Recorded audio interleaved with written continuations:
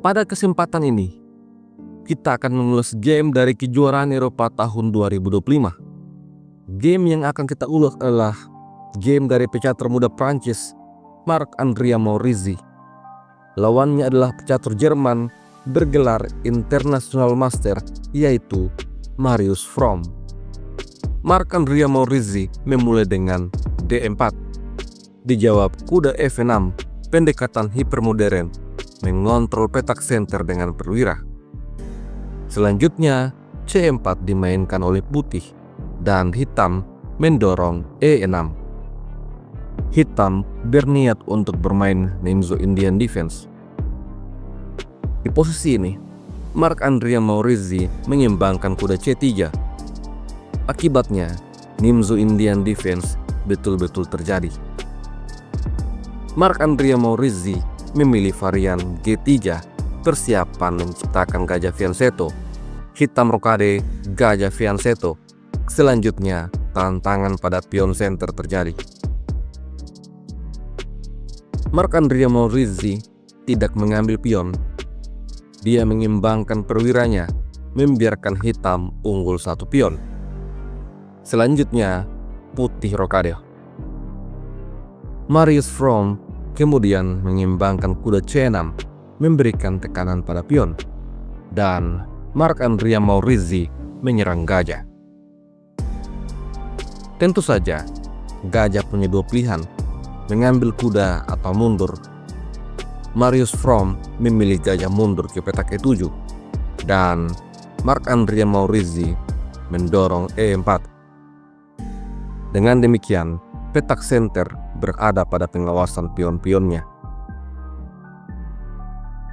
Dari posisi ini, Marius Fromm kemudian memainkan kuda A5, berencana untuk menyerang benteng dan gajah. Gajah menghindar terlebih dahulu, lalu kuda ancam benteng. Benteng menghindar ke petak B1. Selanjutnya, hitam mendorong C5. Marc-André Maurizi mengambil pion, lalu gajah makan pion, menantang pertukaran gajah, juga menantang pertukaran menteri. Marc-André Maurizi mengambil gajah, benteng terancam. Oleh karena itu, kuda makan gajah. Selanjutnya, menteri E2 dimainkan oleh putih.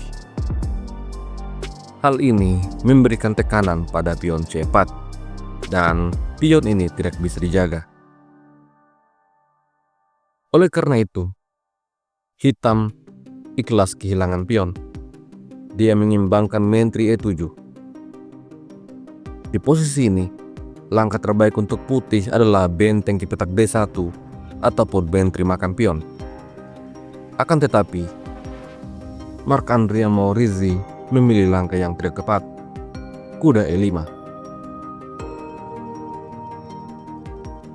Marius Fromm kemudian mengimbangkan gajah D7.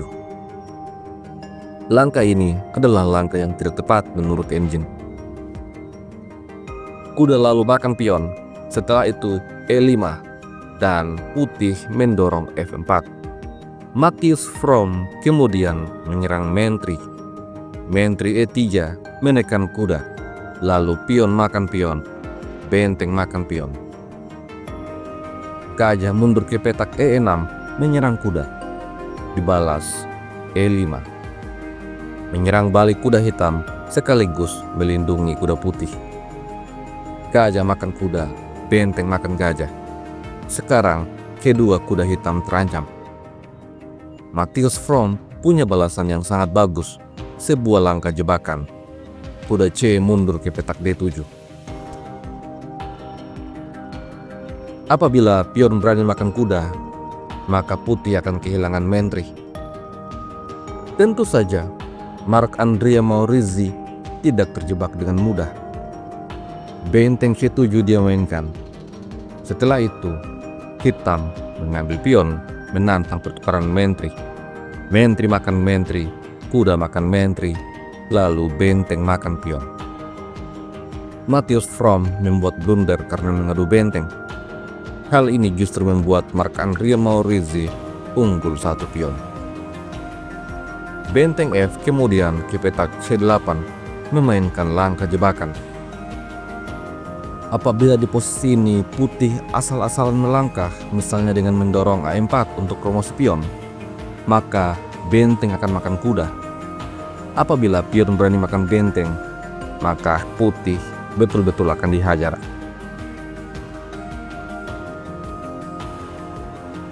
Marc-Andrea Maurizi di posisi ini tidak terjebak. Dia mengadu benteng. Benteng makan benteng, gajah makan benteng.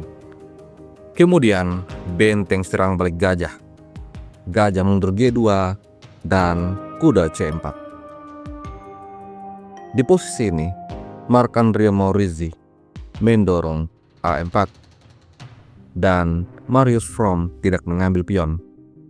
Dia memilih untuk menempatkan benteng menyerang pion A. Kemudian Marc-Andrea Maurizi memainkan langkah jebakan A5. Dan Marius Fromm rupanya betul-betul jatuh dalam jebakan. Dia mengambil pion. Setelah itu, Marc-Andrea Maurizi menyerang dengan benteng A1. Kuda hitam tidak selamat. Apabila dia berani mundur ke petak C4, maka benteng A8 skak. Setelah benteng menutup skak, benteng makan benteng. Kuda tutup skak, benteng makan kuda. Backrank pun akan terjadi. Marius Fromm menyadari bahwa kudanya betul-betul tidak berdaya. Oleh karena itu, dia memutuskan untuk benteng makan pion. Tentu saja benteng makan kuda. Putih unggul 1 perwira. Permainan masih berlanjut. Marius Fromm membuka luff sehingga raja bisa lari apabila terkena skak. Benteng kemudian diadu oleh putih dan benteng lari. Benteng F2 menyerang kuda. Benteng serang balik kuda. Benteng makan kuda. Benteng makan kuda. Selanjutnya, Marc-Andrea Maurizi mengadu benteng. Benteng lari. Benteng C7. H5. Gajah F1. Benteng D6. Raja mulai diaktifkan. Benteng F6 skak. Raja E2. Raja G7 dan gajah kembali ke F1. Benteng E6 skak. Raja D3. Benteng F6 dan gajah D5.